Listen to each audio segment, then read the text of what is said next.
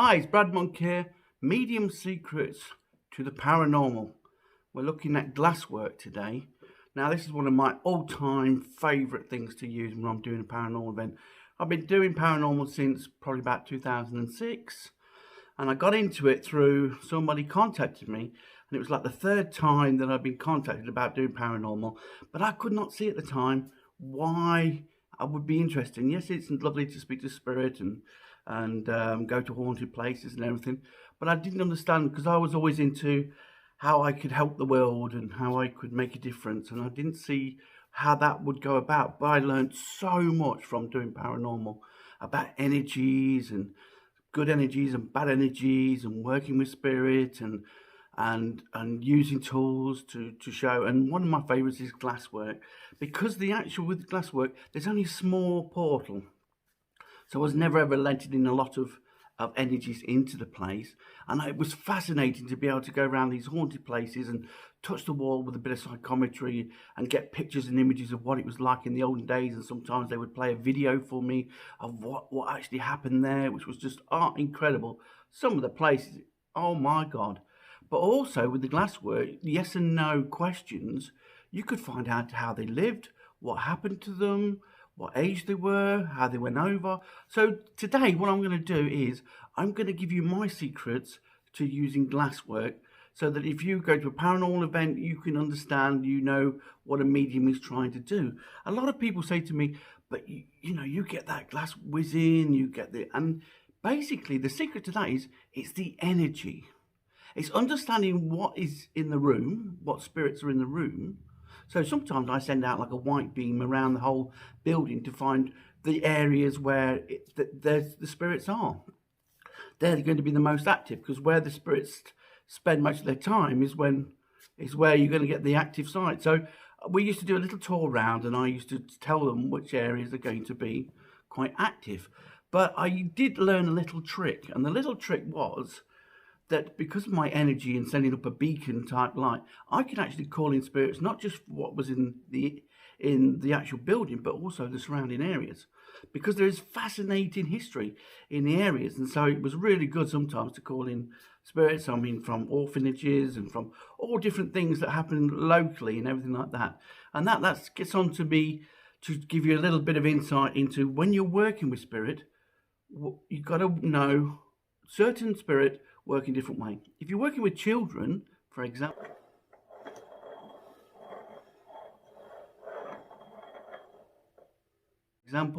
they muck about on the glass.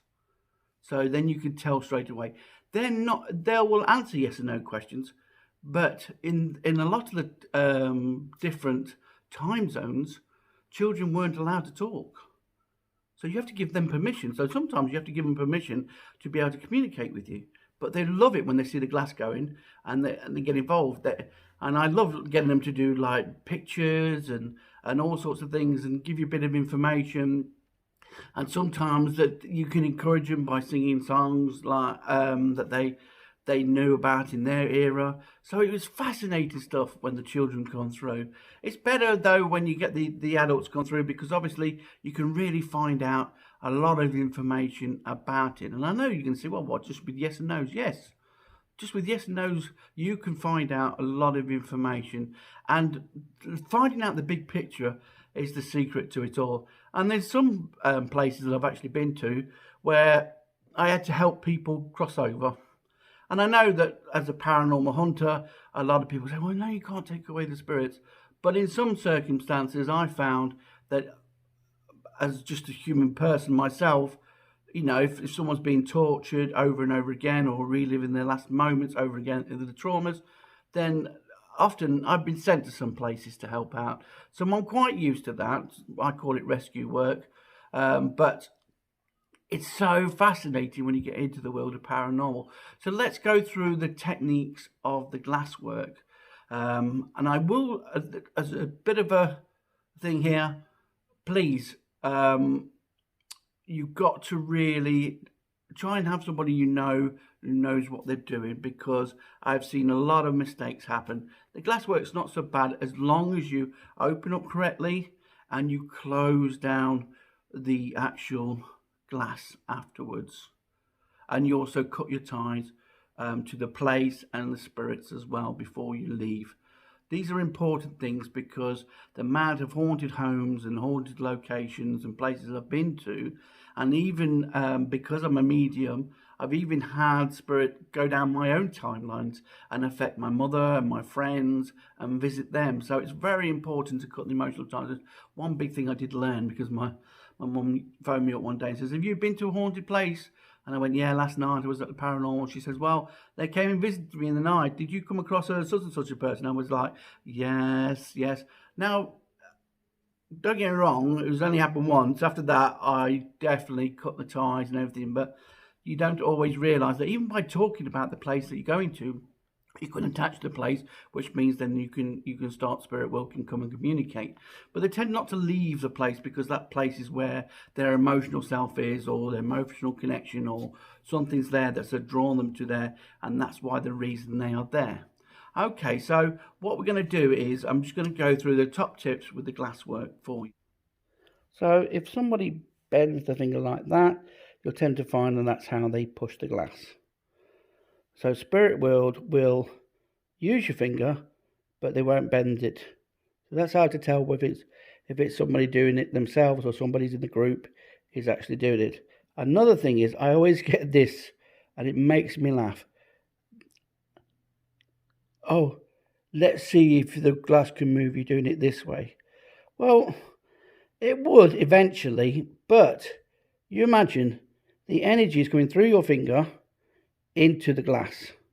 So if your finger's pointing that way, where's the energy going? It's going away from the glass. So you're not really going to get a lot of energy into that glass by doing it that way, even though it eventually will actually move the glass, but it'll take twice as long. So when I see people start coming out with, "Oh, well, you got to do it this way," I just laugh. For you. Okay, so the first port of call is you normally need about 4+ people. As you saw in my video at the start, I was actually getting the glass going with just one person. But that's because I've been doing it for years, and I can build up the enough energy that, and with spirit working with me, I can actually move glass work on my own. But that is actually the first time I've ever done it on my own. So that just shows you, and it's only because I had a thought the other day, I wonder if I could get that glass going on my own. Now, a lot of people say, "Well, it's just you pushing it." Fair enough, I understand that. And sometimes spirit world will actually use your finger to push it. But, like I'll show you in the picture now, you normally find that when someone's pushing it, they can't help themselves from doing it. They actually bend the finger. So that's a little bit of a key, that they're actually moving it. And because you might get like a group of people, over 4, I say, so they can build the energy up. The first protocol is to build that energy in that glass, because it will not move unless there's enough energy, or the spirit world can use your energy or frighten you or whatever. Because the first time I saw that glass move, oh my word, I nearly messed myself. I'll be quite honest with you. It fascinated me that the glass could move to the spirit world and everything like that. And there's so many different things that you can do, because I ended up working with some scientists as well, or who claim to be scientists anyway. And so I always had to be on my guard. I always had to come up with new ways of showing them or proving. And because I'd done like hundreds of paranormal events, every group I went to all wanted to experience something. And that was up to me. I mean, one guy said to me, "Well, it only seems to happen when you're around." Yes, because of my experience and as a medium, I knew what spirit world could and could not do. So I knew what triggered them or got them going or released their energies or what they could do. And a lot of the times, spirit world don't know about glasswork and table tipping and Ouija boards and everything like that. So you have to educate them as well on how to use it. But there's things that they can do, and there's things that you can look out for, which then helps the experience. I mean, to be quite honest with you, I could sit there and just, reel off the information that come. But I enjoyed more seeing the faces of the people actually experiencing it. So even though I might get the age and the person's name and everything, if somebody else could link in and get the age and the name of the person, you could see their face. They can't believe it because the information comes from nowhere, and all of a sudden they're like, oh my God, I actually got a message. And I think that is the greatest part of being a medium is not just that it's a great gift to be able to share messages, but to get everybody to experience actually the connection. And that's what I do now more. I help people to really get connected because it's a whole different world out there of enlightenment and connection and feeling of peace and everything like that. Right, let's get back to the glass work. So that's the first part, is that you will find that the way the person puts it on the actual glass, if they bend the finger, they probably are pushing it. Because spirit world could use the energy of you and use your finger, but they won't. Also, you'll find that I always get the glass to whiz. So I build up the energy and then I get it to really move. Because then it's like you're chasing the glass. So it's harder to look like you're pushing it. Now, because everybody thinks that it's me doing it, because basically I've put the energy into it, so that's why it goes better half the time. And also I have spirit world that can help me to produce the energy in one thing and another. And that's why I always, when I feel that some people are starting to go, yeah, it's just you, Steve, I take my finger off the glass. And then the glass is still whizzing with them on it. I mean, we had a great situation where we went to a press and there were so many skeptics. It was like, we had about 8 people there, plus our group, and they were skeptic as hell. They were like, yeah, we don't believe in it. And Spirit World nudged me. And I thought, oh, normally a sign to me, if Spirit World nudged me, it's a sign to take my finger off the glass. So I had 2 or 3 people of my own team on the glass, and I nudged them, and they knew to take the finger off the glass. We were in the pit start, there was no light, and this glass was whizzing around like mad. And then somebody says, oh, but yeah, it's just you lot moving the glass. And I said, well, switch the light on. One person was near the wall, switched the light on. There was 4 people on the glass. None of the team members.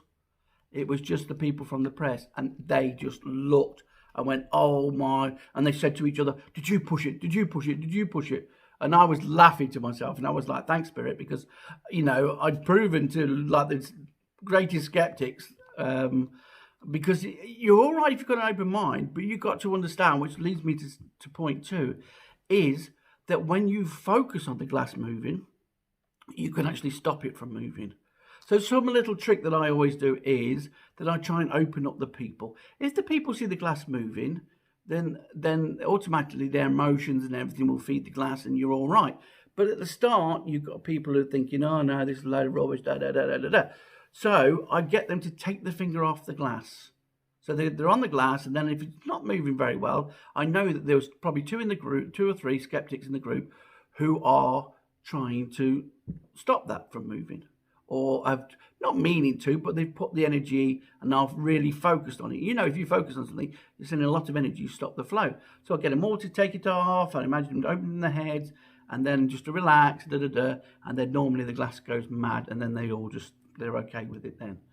Also, another little trick is that I sometimes, just to prove that it is spirit world, I get a member of the group to go and stand about 10-15 yards away.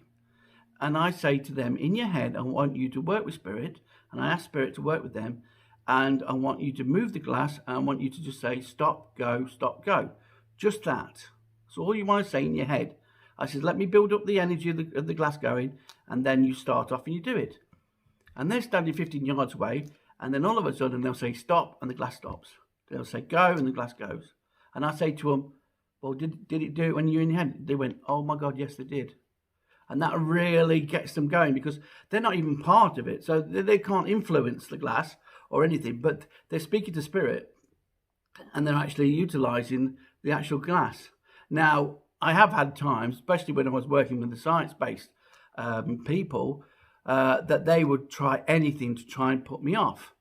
But this one occasion, the glass was stopping and going, and we hadn't even, I was like, okay. I said to Spirit, who's doing this? The glass went whizzing to the side of the table and was pointing to the 2 science people. And I went, okay then, which one of you was playing games? And they just went bright red and they were like, oh my God, Steve, I can't believe it. We did do that. And that glass, oh my, I can't go against that because you weren't even part of the equation or anything. And it was us that were saying it, and the glass was moving to us.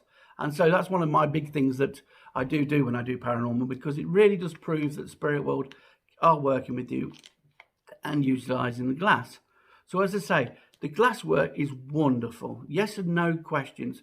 Now, if, say, for example, you wanted to find the age, I mean, they'll speak to me and tell me the age, but you can utilize the glass. So you'll say, like, are you under 10? Are you under 20? Are you over 20?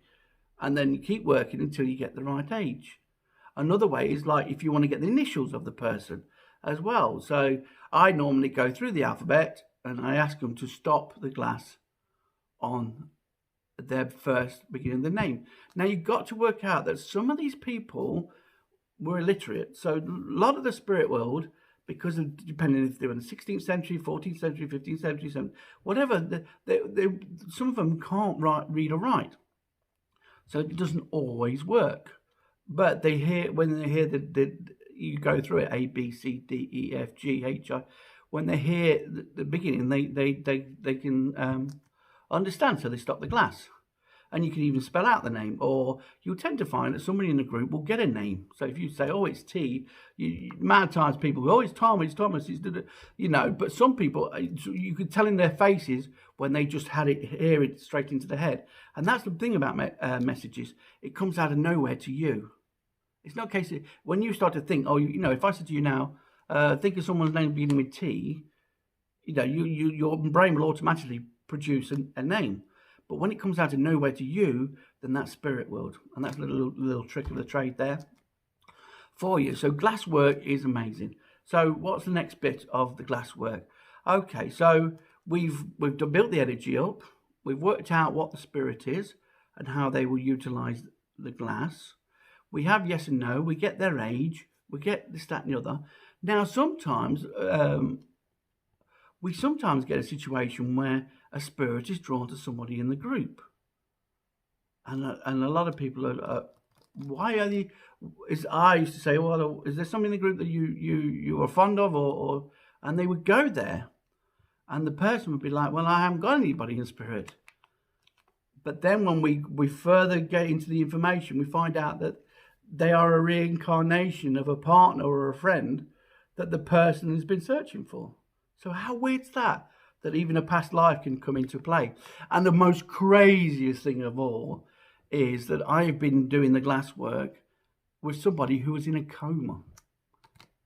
Because when I was speaking to, because we always start off with what's in the building. That's what a paranormal event is.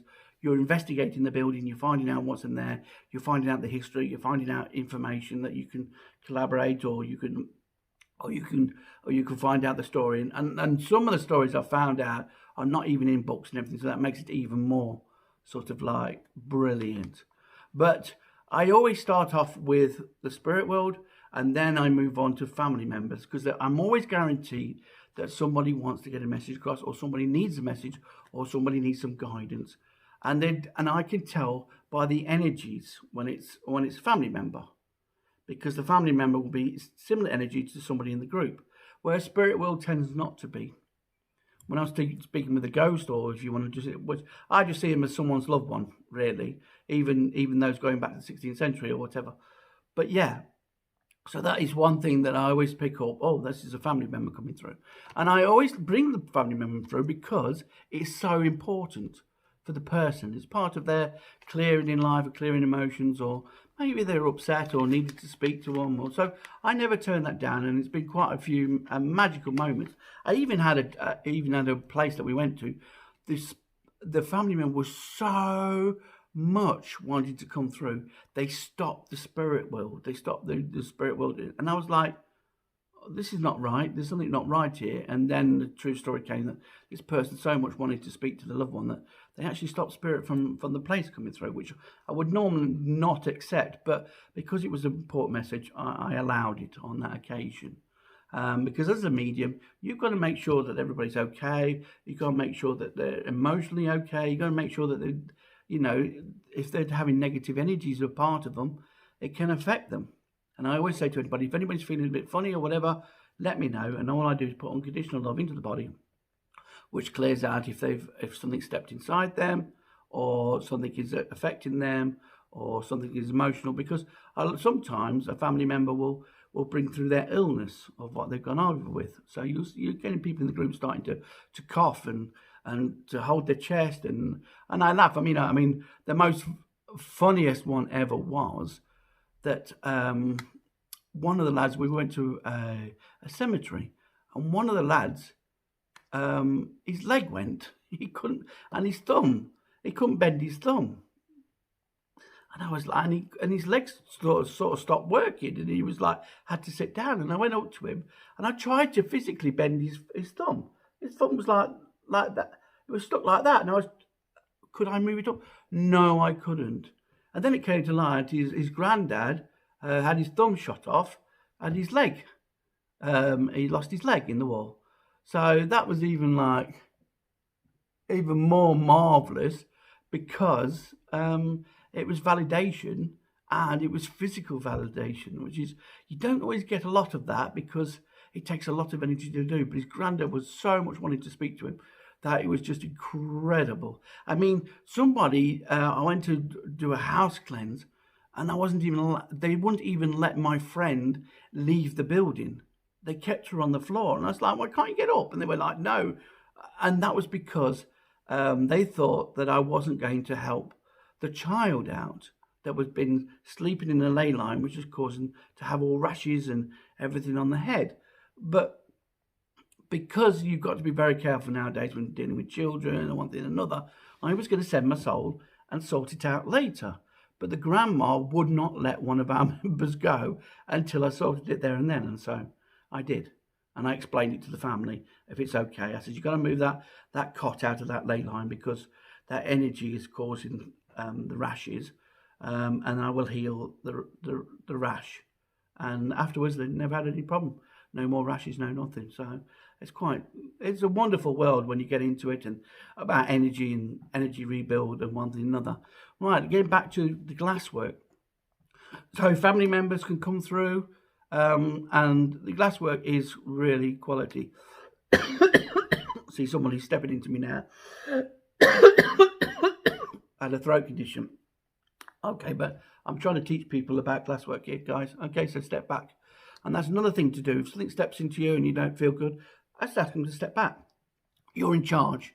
So nothing can harm you, nothing can get to you, nothing unless you. And one thing I will say when you're doing paranormal is do not threaten them. Seriously, I've seen the effects of what happens when you threaten spirit, and it's not good. You sort of allow them to do whatever they want. Because really there's like an underwritten rule. I mean, back in the day when we first started out, you were lucky to find spirit, especially when you're taking shots for orbs and this, that and the other. They didn't seem to show themselves, but it seems lately that anytime you mention something, then they're jumping out and showing us. I think there was a certain time when it's all right talking about spirit world and everything like that, but actually the evidence that was coming forward, there seemed to be an unwritten rule not to really show too many of the public, due to the fact. So you had to have all these different ways of communicating. I mean, I love table tipping. I might do a little video on table tipping. It's marvelous when you can get it going, and it can go across the floor. And some of my experiences have been incredible, really. It is. I love doing paranormal, and I haven't been doing it for about a year now. I haven't had many occasions to do it, which I do miss, but because one of my eyes has gone down a bit, it's been a little bit trickier to me to get around. And even though I actually see better in the dark, which is very strange and weird. So back to glasswork, as I say, always make sure that you open it up with putting pure energy into it, and then close it down by putting white light into the glass afterwards when you're finished, and thank your spirit and cutting the tie and everything like that. So glasswork is brilliant for yes and no. You can get the age. You try and find out the stories of why they're there, what their connection they had to the plays, what they did, if there's an emotional trauma or there's something they've been through. Because I've had to help out a lot of cases where there's been a lot of sort of abuse and a lot of because I mean it wasn't always so good to each other in the olden days and everything like that. And often the case, I mean, the scariest one is when I'd always, it was funny really, because I'd there's only so many sort of like actual events happened. I mean, I've seen a barrel move. I've seen there was a fridge door handle went flying across the room because I was talking about an ex-boyfriend. But there's not been like so many. So when you see all these people going about stones being thrown, it's not the sort of thing that they do, to be quite honest with you, because, you know, they are trying to get your emotions going, but, you know, there's not a lot of physical. But I did see once where a glass, they didn't want me on the glass, and the glass went flying off the table and hit the wall and smashed. That was a bit freaky, I must admit. So, and also I've been marked, which is the sign of spirit world, when you go into places that you're not invited, or if if you don't feel good in a place, be careful. And that was my own fault, because everybody wanted to go into this room, and I said, look guys, this is not really a good room to go into. This is what I'm picking up, but if you want to, then just understand that, you know, you might not feel so good.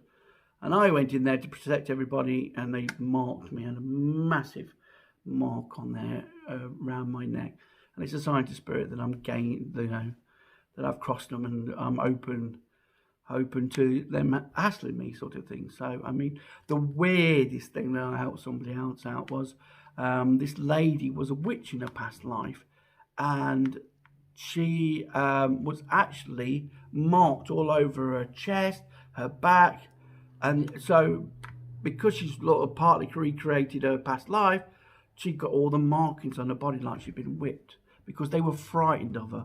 They were frightened of her ability, but she wasn't a witch in this life, but it was just that she had the ability. And so they were sort of like trying to put her in her place because they were frightened of what she could do to the area. And it was right next to a cemetery that she lived. It was quite incredible. So we had to sort that out and help her out, because she was getting a lot of visitations. So there's many stories. I must start putting some of my stories on here, because there's some stuff you won't even believe. But glasswork, if you want to use glasswork, it is interesting, and also it is something that I love to do and love to practice. And if anybody's got any questions on glasswork or want to know information, please contact me, because that's what I'm here for. Because there was people helping me out, and that's how I learned, and Spirit World helped me out, and that's how I learned. And I think that's what you've got to do sometimes. You've got to go and throw yourself into things, and you learn as you do. That's why with all my thousands of house cleanses, thousands of paranormal, I mean, I've cleared thousands of people out who've been stuck on this earth, thousands of people who have sold their souls. Oh, it's just incredible, some of the things that I've had to help with people. And I mean, I had a wonderful awakening where I was actually given energy to be able to connect with nature and be able to see things that not everybody will see. So there's some great stories there, great information. So glasswork, try it. You know, get a little group of you together. Make sure you do it properly. Make sure you cleanse the glass. Make sure you close down the portal afterwards, and see what you get, because it's a great way to get information from loved ones, from what's in your house, to paranormal events, to everything.